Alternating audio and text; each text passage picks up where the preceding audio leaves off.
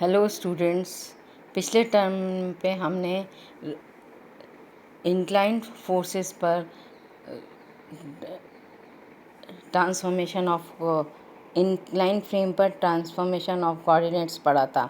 आज हम पढ़ेंगे रोटेटरी फ्रेम में कि किस प्रकार एक फ्रेम से दूसरे फ्रेम में ट्रांसफॉर्मेशन होता है और किस प्रकार के बल उस पर कार्यरत होते हैं। माना कि हमारे पास दो फ्रेम हैं।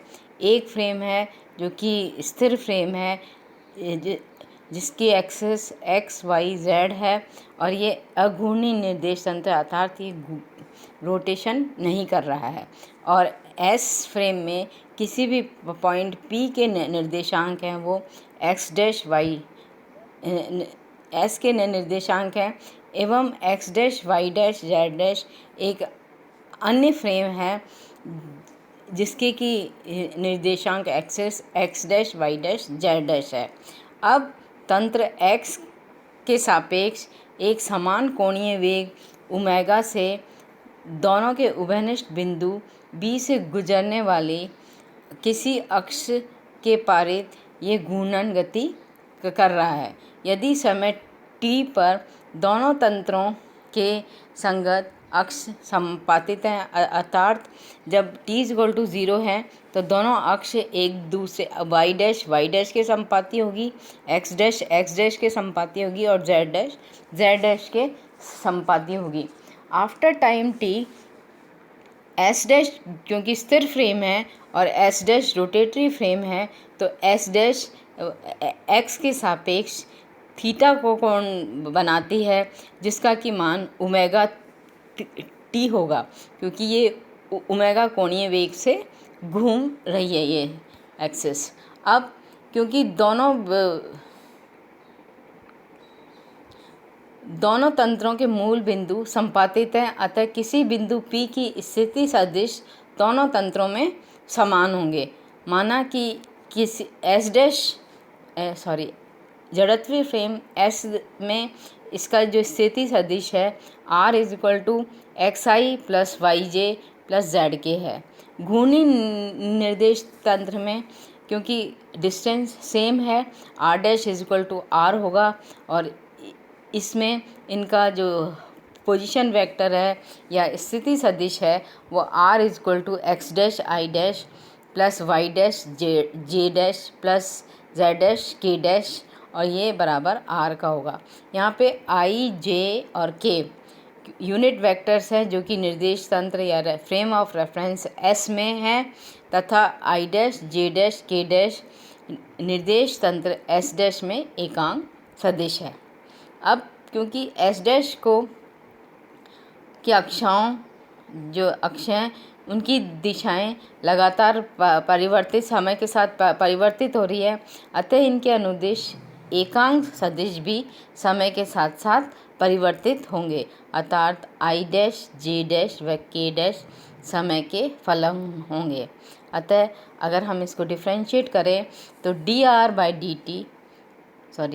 Dash by dt is equal to dx dash upon dt i dash plus dy dash upon dt j dash plus dz dash upon dt k dash और इसी तरह इनके स्थिति सदिश यूनिट वेक्टर्स हैं वो भी चेंज होंगे। देयरफॉर इनका भी हम डिफ्रेंशिएशन लेंगे तो सेकंड डिफ्रेंशिएशन फर्स्ट कांस्टेंट होता है, सेकंड को डिफ्रेंशिएट करते हैं तो x dash D dash by D T plus y dash D J dash upon D T plus z dash D k dash upon D T. यदि किसी निर्देश तंत्र S में संकारक d बाई डी टी को घूर्णी तंत्र के संकारक d dash upon D T से व्यक्त करें तो तंत्र S में कण का वेग v dash is equal to d dash r dash upon D T is equal to d dash r upon D T क्योंकि r dash is equal to r है is equal to i dash D X dash upon D T plus D J dash D Y dash upon D T plus के dash D Z dash upon D T होगा। और S में इसके कण का वेग v is equal to D are by D T I D X by D T plus J D Y by D T plus K D Z by D T होगा। अब क्योंकि एकांक सदिश आई डैश जे डैश व के dash समान कोणीय वेग या एंगुलर वेलोसिटी ओमेगा से घूम रहे हैं, तो किसी सदिश आर जो वेक्टर है वो हम अगर वो कोणीय वेग ओमेगा से घूम रहा है तो उसके लिए हम जानते हैं कि v is equal to omega cross r होता है और d are by D T is equal to omega cross r. अगर यहाँ पर r को हम जो कि वेक्टर है इसको हम आई डैश जे डैश व के डैश से रिप्लेस कर दें तो हमारे पास रिलेशंस आएंगे d i dash by D T is equal to omega cross i dash. हमने r को आई डैश से रिमूव कर दिया है। सेकंड में हम r को जे डैश से रिमूव करेंगे तो d J dash upon D T is equal to omega cross j dash. इसी तरह d k dash upon D T is equal to omega cross k dash आएगा। अब इन समीकरणों को हम 2.19 में लिखें तो हमें d are by D T is equal to D dash r upon D T is equal to omega cross i dash x dash plus j dash y dash plus के डैश जेड डैश प्राप्त होगा। अब इसका उपयोग करें समीकरण 2.8 के प्रयोग से तो d are by D T is equal to D dash r upon D T plus omega cross r जो कि इसका स्थिति सदिश है। Therefore v is equal to we dash plus omega cross r और v dash is equal to v minus omega cross are.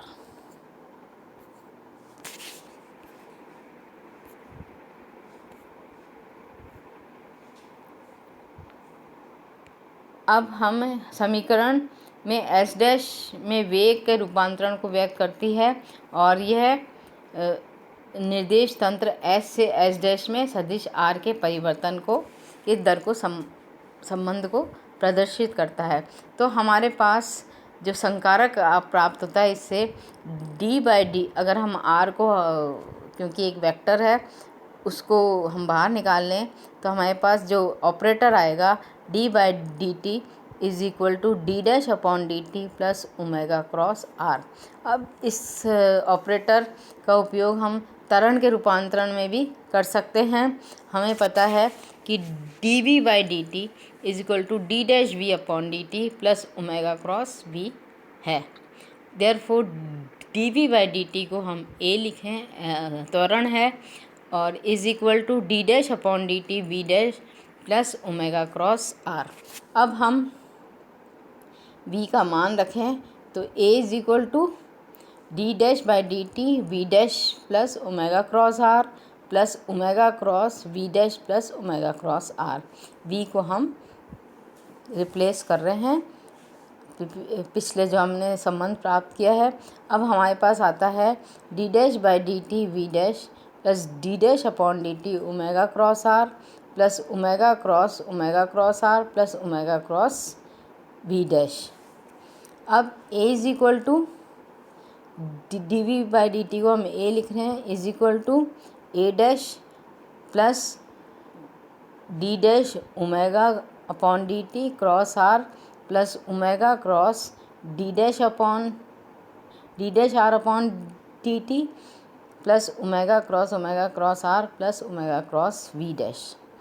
क्योंकि s जो frame है वो कोणीय वेग ओमेगा से घूम रहा है अतः डी डैश अपॉन क्योंकि ये कोणीय वेग स्थिर कोणीय वेग है अतः इसका चेंज ज़ीरो होगा तो D dash upon omega upon D T is equal to zero होगा। साथ ही D dash upon R upon D T is equal to we dash होगा। Therefore A is equal to A dash plus two omega cross we dash plus omega cross R. यहाँ A dash है वो क्या है D dash upon V dash upon D T जो कि S dash में observe acceleration या प्रेक्षित त्वरण है सेकंड फैक्टर है 2 ओमेगा क्रॉस वी डैश, जिसको कि हम कॉरियोलिस एक्सेलरेशन या कॉरियोलिस त्वरण कहते हैं, तथा तीसरा पद है वो ओमेगा क्रॉस आर है, जो कि अभिकेंद्रीय या सेंट्रीपिटल त्वरण कहलाता है। इसको हम लिखें तो हमारा जो टोटल जड़त्वीय त्वरण तंत्र में त्वरण है वो क्या होगा, घूर्णी तंत्र में प्रेक्षित त्वरण प्लस कॉरियोलिस त्वरण प्लस अभिकेंद्रीय त्वरण के बराबर आता है। तो A dash equal to A -2, अगर हम इसको दूसरी साइड ले लें तो A dash is equal to A -2 omega cross we dash minus omega cross R. S dash frame में प्रेक्षित त्वरण को जड़त्वीय निर्देश तंत्र एस के त्वरण से संबंधित करता है, ये जो समीकरण है ऊपर, और इसे घूर्णी तंत्र में त्वरण का रूपांतरण कहते हैं। यदि कण का द्रव्यमान m हो और इस घूर्णी निर्देश तंत्र में कण पर कार्यकारी बल F हो तो एम ए डैश m से मल्टीप्लाई करेंगे तो m a dash is equal to m a -2m omega cross we dash minus m omega cross r. Therefore F dash is equal to F, जो कि स्थिर frame of reference में force है, -2m omega cross we dash minus m omega cross r. Therefore F dash is equal to F plus F0। F dash is equal to m a dash है, जो कि घूर्णी निर्देश तंत्र में प्रेक्षित बल है। F is equal to m a है, जो कि स्थिर निर्देश तंत्र में कार्यकारी बल है, और F0 is equal to -2 omega cross we dash -2 omega cross omega r. ये हमारा कण पर आभासी बल हैं, जो कि वास्तव में लगते नहीं हैं, परंतु किसी भी फ्रेम ऑफ रेफरेंस के घूर्णन के कारण ये बल लगते हैं। यहाँ पर Fc is equal to -2m omega cross we dash होगा, जिसको कि हम कॉरियोलिस बल कहते हैं, और यह किसी भी घूर्णी निर्देश तंत्र में गति करने वाले किसी कण पर कार्यकारी प्रतीत होता है। अर्थात कण अगर गति कर रहा है वी डैश वेलोसिटी से, तभी उस पर ये बल कार्य करेगा। अगर कण स्थिर अवस्था में है एज रोटेटरी फ्रेम में, तो यह बल शून्य होगा। अतः कण घूर्णी तंत्र एस डैश में स्थिर अवस्था में v dash is equal to 0 होने पर Fc इज इक्वल टू 0 होगा। अर्थात घूर्णी तंत्र में विराम अवस्था में स्थित कण पर कोई भी कॉरियोलिस बल नहीं लगता है या कार्य नहीं करता है। यदि ओमेगा व वी डैश के मध्य कोण थीटा हो तो कॉरियोलिस बल -2m omega v dash sine theta n normal होगा, जहाँ n और ओमेगा व वी डैश के तल के लंबवत एकांक सदिश है n।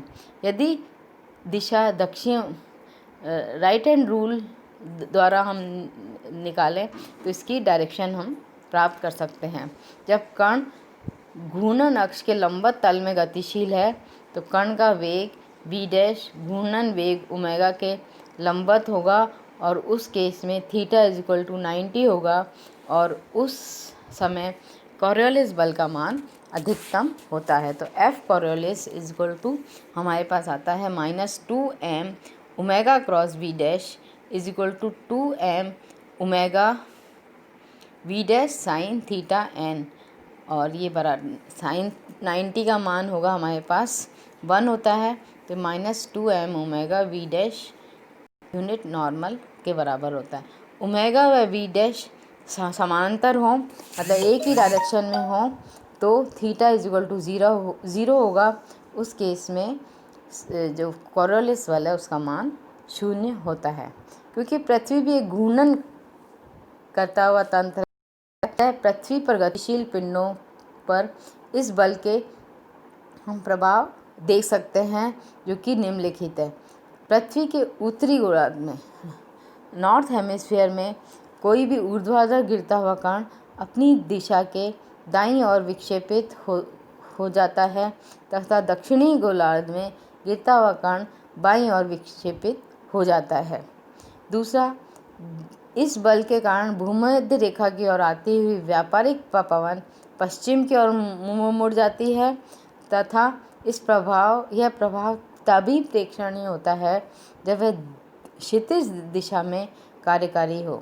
पृथ्वी का घूर्णन वेग अल्प होने पर परिमाण में यह बल बहुत ही कम होता है, अतः इसका प्रभाव तभी प्रेक्षणीय होता है जब कण काफ़ी समय से गतिशील रहे तथा इसके द्वारा तय गई दूरी बहुत अधिक हो।